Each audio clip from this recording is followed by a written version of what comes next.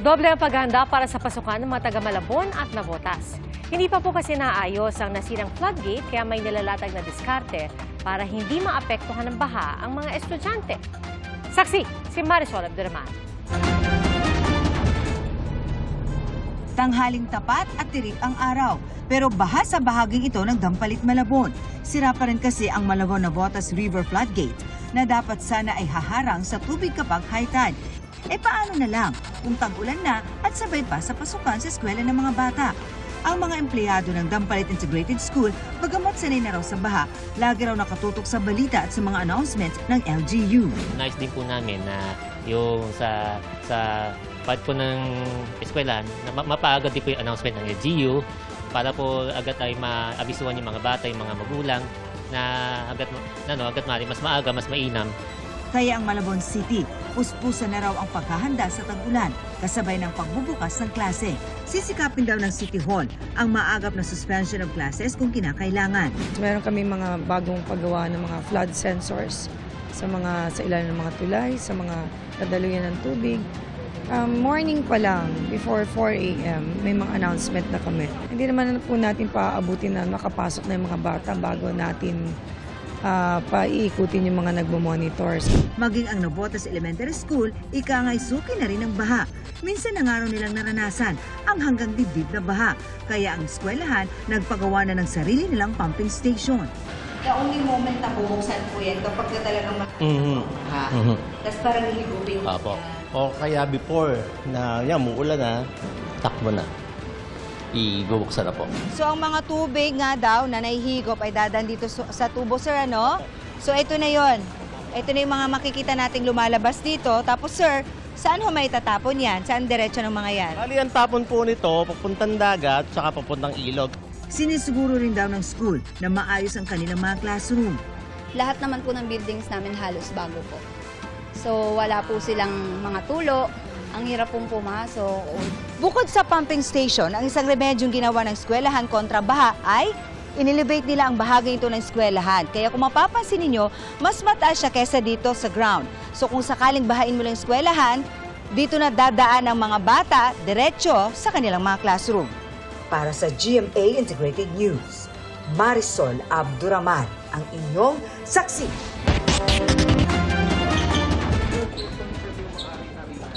Ngayong umaga lang daw nakausap ng kanyang abogado si Alice Guo.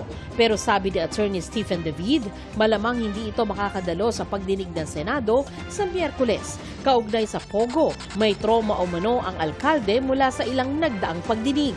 Nung kausap ko siya, sabi niya, mukhang hindi niya kaya dahil sa mga trauma na nararanasan niya. Bantakin mo naman sa dami ng mga binabato aligasyon sa kanya. Tapos tinitigawan pa siya doon. Yung stress level niya masyado na matakas. Nauna nang sinabi ni na Senador Risa Ontiveros at Sherwin Gatchalian na kung hindi mag-a-attend si Guo, maaari itong i-contempt at ipaaresto ng Senado. Ayon kay David, may mga gamot nga daw na iniinom si Guo.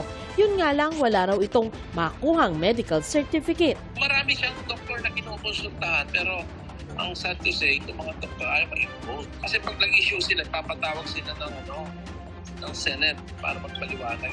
Most likely, hindi makakadalo. Nasaan na nga ba si Guo? Sa ulat ng Office of the Senate Sergeant-at-Arms na itinalagang mag-serve ng sapina kay Guo, nalaman daw nila mula sa tauhan ng farm nito sa Tarlac na ilang linggo nang hindi nagpupunta doon ang mayora. Sa ulat na may petsang July 4, sinabing hindi na iserve ang sapina sa mayor, mga kapatid at magulang nito sa farm.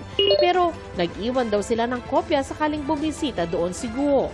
Pumunta rin daw ang mga tauhan ng Sergeant-at-Arms sa munisipyo ng Banban para kausapin ang personal assistant ni Guo pero tumanggi raw ito na tanggapin ang sapina. Nag-iwan na rin daw sila ng kopya ng sapina roon. Tinanggap naman daw ng abogado ni Guo ang sapina pero nilinaw na tanging si Guo lang ang kliyente nila. Sabi ni Attorney David, hihintayin nila ang mga kasong isasampa sa korte laban kay Guo. Reaksyon ni Senadora Risa Ontiveros, dapat inisip muna ng alkalde ang kahinatnan ng umunoy pagsisinungaling at panluloko nito sa Senado. Hindi lang naman daw si Guo ang traumatized, kundi ang mga human trafficking victims, mga dayuhan at Pilipinong pilit daw na pinagtrabaho sa Pogo Scam Compound. Pati raw sambayan ng Pilipino ay traumatized na may Chinese national daw na naging mayor ng Pilipinas. Sabi pa ni Ontiveros, importanteng usapin ang mental health pero hindi raw ito pwedeng gamitin ni Guo para makatakas sa pananagutan lalo't public servant ito. Hinimok niya itong dumalo sa pagdinig dahil ang pagsasabi raw ng totoo ang magbibigay sa kanya ng peace of mind. Inutusan naman ni COMELEC Chairman George Erwin Garcia ang COMELEC Legal Department na bumuo ng fact-finding committee para imbestigahan kung naging tapat si Mayor Guo nung mag-file ito ng Certificate of Candidacy para sa 2022 elections. Makikipag-ugnayan din daw ang Legal Department sa NBI, Office of the Solicitor General at Senate Committee. Maaari din daw suriin ang mga dokumentong naglalaman ng fingerprints ni Guo para sa posibleng pagsasampa ng kaso. Para sa GMA Integrated News, ako si Sandra Aguinaldo, ang inyong saksi.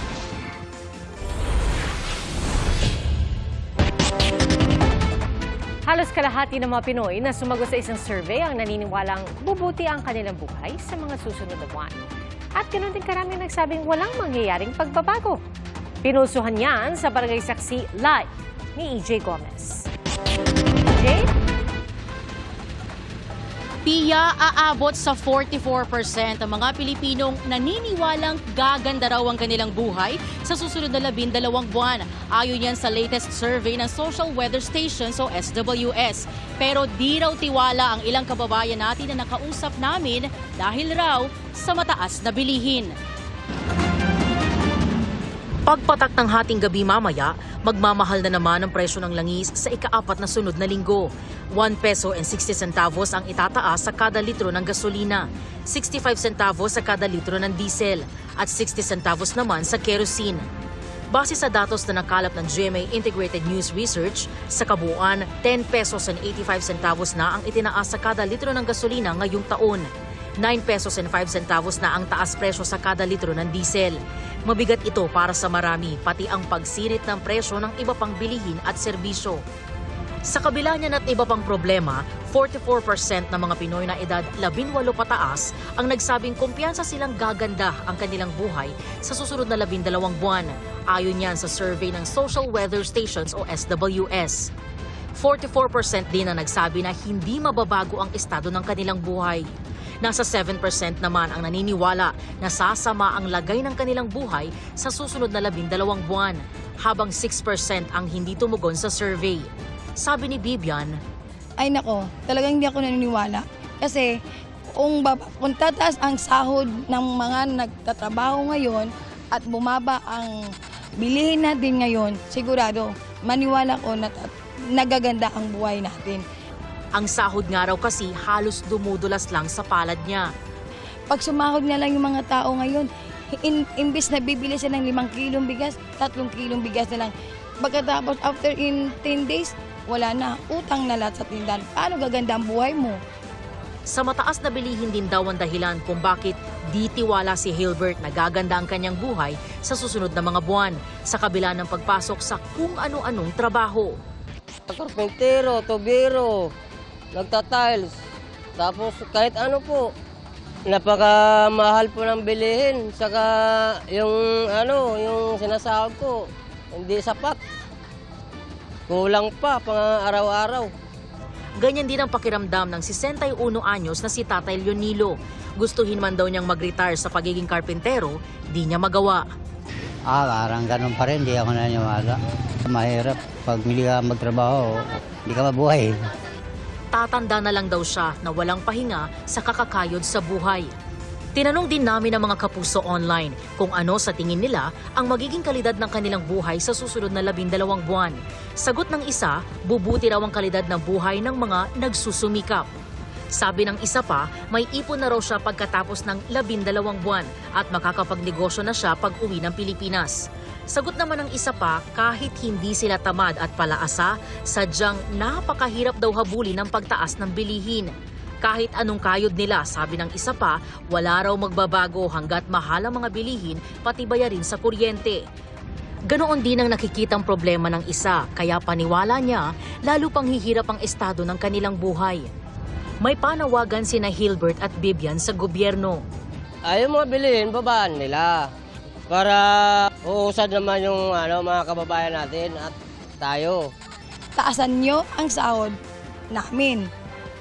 Babaan nyo ang presyo ng bilihin. Ay sigurado 100% baka sakali igaganda ang buhay na. Pia, kanina halos magkakasunod ang dating ng mga sasakyan ng mga motorista na nagpapakarga na ng diesel at gas. Dahil yan sa nakaamba o inaasahan na oil price hike simula bukas. Para sa GMA Integrated News, EJ Gomez, ang inyong saksi. Mga kapuso, sama-sama tayong maging saksi. Mag-subscribe sa GMA Integrated News sa YouTube at para sa mga kapuso abroad, samahan niyo kami sa GMA Pinoy TV at sa www.gmanews.tv.